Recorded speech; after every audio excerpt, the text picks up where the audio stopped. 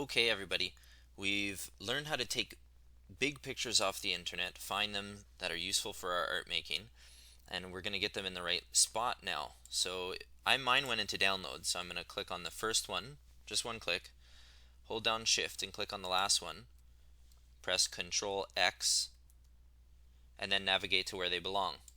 So I'm going to press Ctrl V to paste them.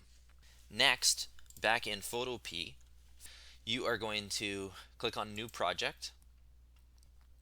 Make sure first that it's in inches. Change the width to 11, the height to 17, the DPI to 300, and the background white is fine. Smartest thing to do is name your project now, because when it downloads into your downloads, it'll download with that name on it. So put your last name, dot, your first name, and dot or dash, and then what it is. So I'm going to call mine BHM, Black History Month, face collage. And you could separate it by spaces if you want, each of those words. When you've set up your file name and you've double checked that you have 11 inches wide, 17-inch high document that's 300 dots per inch, you can press create. If you have your images saved from a location on your computer, you can go to File, Open, and Place, and then hunt them out. So I'm going to start with this portrait, and you'll see that it opens up fairly big. If I go back to Open and Place, I can put a bunch of other things in here at the same time. So I had this waterfall image, and you can hold down Ctrl on your keyboard to select more than one thing. So I might choose this. You'll notice that both are selected now. And if I hold down Ctrl again, I can click on this, and this, and this, this, and this. If you accidentally clicked one thing that you don't want, you can hold down Ctrl and click it again, and it will be deselected. So I've got all those selected. I can press Open, and they should start populating layers in Photopea. Now I have this idea that I'm going to cut this woman's face out. Let me just turn the eye visibility off, the eyeball off on each of these layers so I can see her a little bit more clearly. And I'm going to, when I cut her face out, I'm going to replace it with some waterfall image as the primary image, and then some extra lightning bolts as this kind of power. But the waterfall kind of thing, water represents oftentimes a sense of spirituality, also sadness. I'm going to include lightning in it to give a sense of power and maybe communicate some of the frustration with some of the systematic racism that black people face. So first thing you should do once you have your portrait in here is resize it so that it fits the whole space, the whole poster. You need to have auto select and transform controls selected, and you're going to start dragging from a corner, not too far so that it rotates, just where you can see the arrows go on a diagonal like that. Drag out, and you'll notice that if I don't hold down Shift, it could go distorted like this or like this. So if I hold down Shift, it'll ensure that the proportions stay locked as I increase the size of it. That's very important. So I'm going to zoom in quite substantially because most of my image is going to be inside the face. So I shouldn't get too much of the body. And try to center her, or close enough. Sometimes centered things are boring. And then press the check mark. In order to start cutting the face out, you will need a selection tool. The Lasso selection tool is the one I think I will use this time, and you'll notice some options up at the top here. This is the replace option. That's what you'll normally use. So have yours set to replace. The feather, if you hover over the word and drag to the right or left, you can change the edge. That means it's going to be a soft edged selection. So if I select around the face now, and I press Ctrl X to cut, you guys see that? it said Smart Object must be rasterized first. That's because there's a little block on here. Now for the sake of simplicity, let's right click on the layer and click on rasterize. That'll flatten it so that the pixels are able to be modified. So I don't have that little box around here, so I can rasterize all of these at the same time by clicking on the first one and then shift clicking on the topmost one, right click and say rasterize. Okay, back to this lady. I've made a feathered selection. If I press delete on my keyboard, it'll just vanish and I won't have her face to use perhaps in the future at some point. If I press Ctrl Z to undo that action, watch what happens if I press Ctrl X and then Ctrl V. It kind of pastes back in place, but you notice a funny halo around the edge. That's because some of the pixels kind of got lost in the process of cutting and pasting because I feathered the edge. If I move this layer, you'll notice that it is soft edged and not hard edged.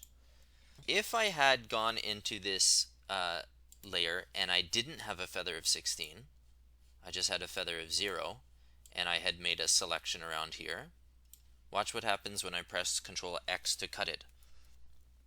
It makes a nice crisp line. Ctrl V will paste, and I will have a nice crisp edged layer to work with. Sometimes you do want a crisp edge to make it look like somebody cut it out with scissors, but you also might want some nice fading going on.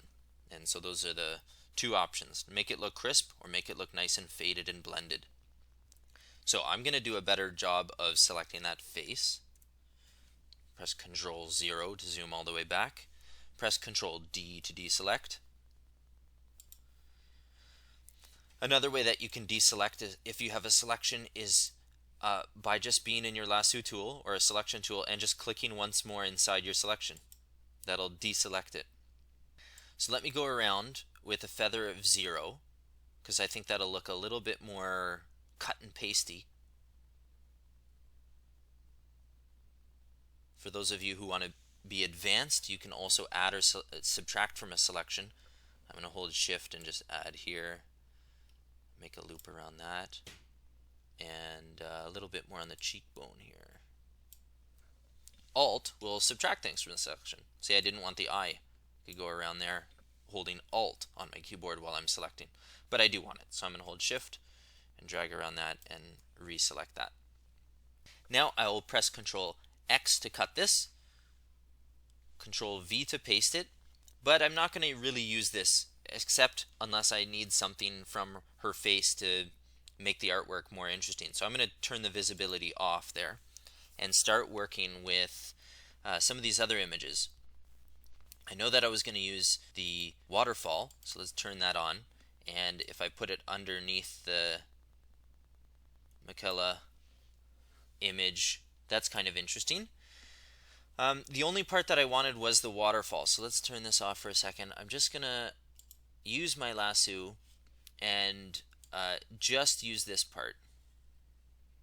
So I'm going to cut this out, Ctrl X and Ctrl V. And now that waterfall is on its own in a layer called Layer 2. I can throw out the rest of this Photo by Juma Kozjak waterfall by pressing the delete button, the garbage can. So that's gone. Now, how's this looking in there? Go back to my move tool and move it around. I can see these bottom anchors kind of, wherever it's not black. And I'm going to resize it by clicking and dragging. And then remember, I hold down Shift as I do so to not distort it. Now I have to figure out what's going to look good through this face. I'm trying to convey maybe like a sense of sadness, but also spirituality. This currently reminds me a little bit of the shape of a nose, so it might be worthwhile if I put it up like so, and then press the check mark. I ask myself, is it the right angle? Is it the right size? Are they the right colors? How is this communicating to the viewer? Those are the kinds of questions I wonder as I make it. So I press the check mark to confirm. And then I can start thinking of how am I going to include all these pieces of lightning in there. If I go to turn one of them on, maybe if I get rid of a bunch of stuff from here. Whoop, should have got that bottom corner too. Hold down Shift to add. Make sure we're in the right layer to delete, and press delete on the correct layer. Okay, now we can press Ctrl D to deselect.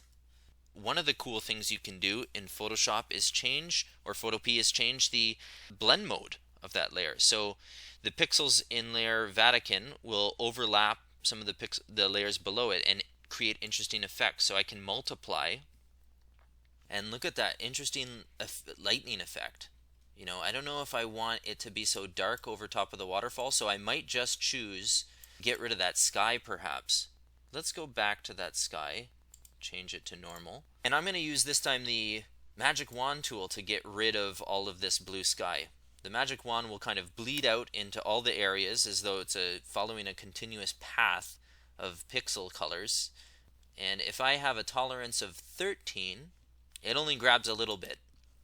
If I increase my tolerance, maybe to 45, and I do so by clicking and dragging on the word itself, you can see that that's moving the numbers. I can click on here, and that did a much better job of selecting everything that I wanted. You can delete that, and you can do the same thing on this side, delete that. I actually prefer to hold down Shift and select multiple things at once, so I only have to press delete once. So I delete that, and now I have this streak of lightning. Let's see if I can create some interesting effect. Let's look at what Darken looks like. What about lighten? There's something. Screen. Color dodge.